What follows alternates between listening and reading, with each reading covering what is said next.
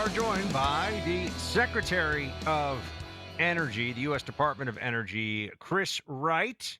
Mr. Secretary, appreciate you being with us. We know you were just in a marathon cabinet meeting as a member of the cabinet. A lot covered there. Wanted to just jump into what is in the big beautiful bill that affects directly U.S. national energy policy. Like, what do we need to know about what's coming?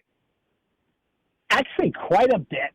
But let me start out with maybe the biggest thing is it's the ending of about $500 billion of subsidies that would be paid out in the next 10 years. So, roughly 50 billion a year. We've been paying these for many years. And the biggest component to them is to pay people to put wind and solar on our electricity grid and subsidies to help rich people buy EVs. And so the problem of these subsidies is they not only cost the taxpayers $500 billion, but at the end they make our electricity grids more expensive and less stable. So we have to pay twice. So I think reducing the pressure, the cost of these subsidies, and the pressure on the cost and stability of our grid is going to be a big win for Americans. When you look at the price of gas, I think this is a big story that isn't being talked about enough. It's at 4-year lows, summer lows going all the way back basically to when we were coming out of COVID.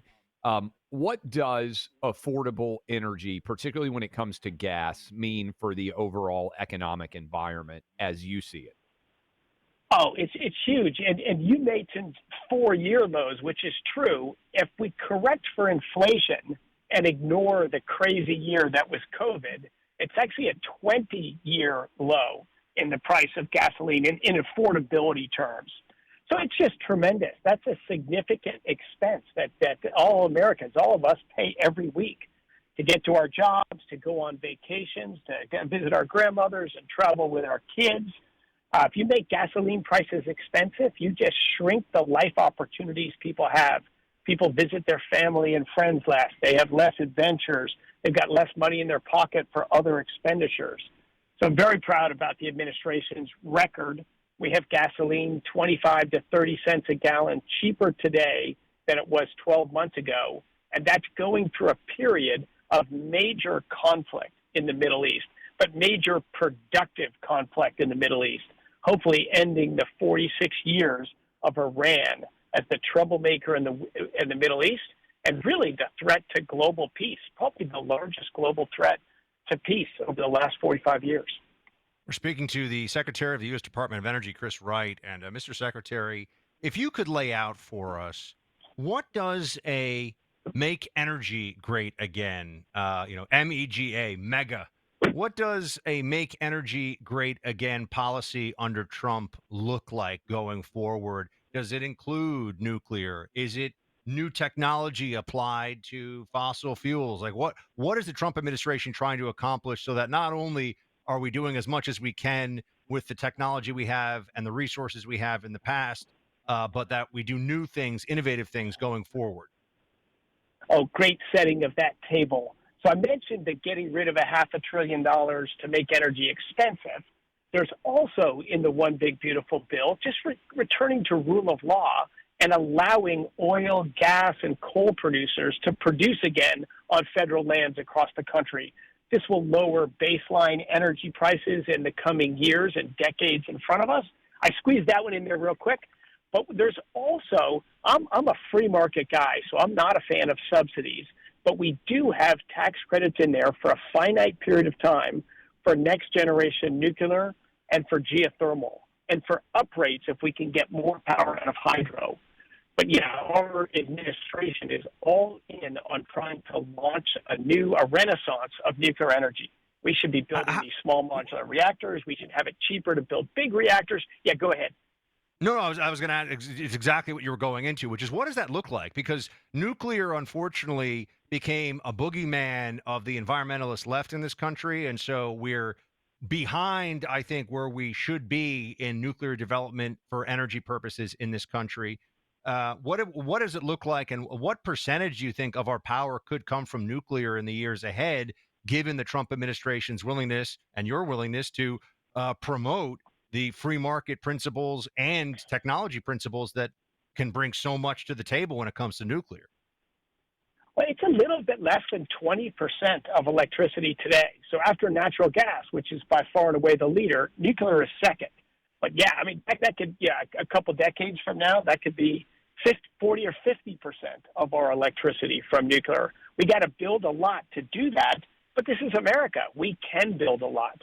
The Nuclear Regulatory Commission, the NRC, has just made it so expensive, so slow, and so risky to develop nuclear power in the country. We basically stopped doing it for the last few decades. So we need regulatory reform at the NRC. We need regulatory reform from NEPA so that it's just a check. Are we being smart about the environment? Not a weaponized thing. You could just have lawsuits and stop anything from being built. We need to have simplified permitting on federal lands. Department of Energy will be in charge of that. We will have next generation test reactors running 12 months from today at our Idaho National Lab facilities there. Like, the technology's there, the private capital is there, the interest is there. We just need the government to get out of the way and let capitalism and free market forces bring us a very exciting few decades with rapid growth in nuclear energy. We're talking to Energy Secretary Chris Wright. Buck just asked, and you are hearing a lot of talk about the need for nuclear power. Underscoring all of this, based on the people that I talk to, is there isn't enough discussion about all of the power and energy that's going to be necessary for AI. That the amount that this is going to demand, the amount that it's going to soak up, is just off the charts. That, I imagine, is something you're spending a decent amount on as well. For AI, for the AI revolution to take place and for America to lead, what sort of energy do we need to create that isn't being created now? Is that accurate based on what you're seeing? No, you're absolutely right. Let me give the numbers real quick. So here we are, 2025. 5 years from now, we're going to need probably at least another 100 gigawatts of generation. A gigawatt is like a big coal power plant, a big natural gas plant, a nuclear plant. Some nuclear plants are 2 or 3 gigawatts. But 100 gigawatts of additional power 5 years from now. And in the current plan, there is a plan to shut down 100 gigawatts of mostly coal plants over the next 5 years. If we did all that, we'd have to build 200 gigawatts of new power generation to meet that projected demand. And what's in the queue right now that's visible or applying for a permit or acquiring land of firm capacity? About 20 gigawatts. So a gaping hole, which is why this administration and my department are going to be very carefully scrutinizing. Does it make sense to shut down that coal power plant like the one they tried to shut down in Michigan? An over 1 gigawatt power plant, 15 years left of plant life, and for political reasons, we want to get rid of coal. We're going to shut that puppy down. I used emergency powers to keep it open. 2 days in that same Midwest grid, there was a blackout.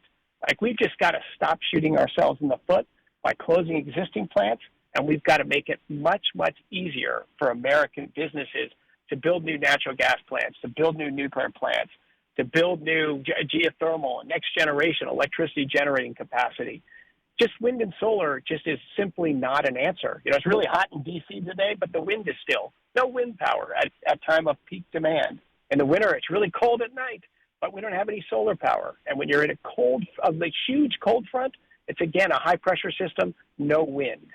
So we've just got to get smart about energy in the United States again, but it's business and private entrepreneurs that are going to drive this. We just need the government to be out of the way and a credible partner for permitting and any other infrastructure that needs to be built to support it. But I'm optimistic. This is America. We can build things again. One more for you, Mr. Secretary. Thank you for being with us. In terms of exports for particularly oil and natural gas, I know we've been doing very well, and America is really the world's the true fossil fuel superpower. We don't necessarily think of ourselves that way, but I think the numbers certainly bear that out. Is there going to be? Would you expect an increase in that, and how do you see it affecting global demand?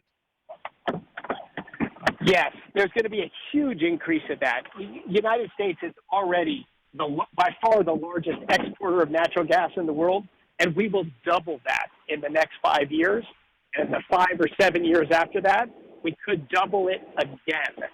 So America will just be the dominant supplier of natural gas around the world. That's 25% of global energy comes from natural gas. And it's the fastest growing source of energy on the planet. So super excited about where all this could go.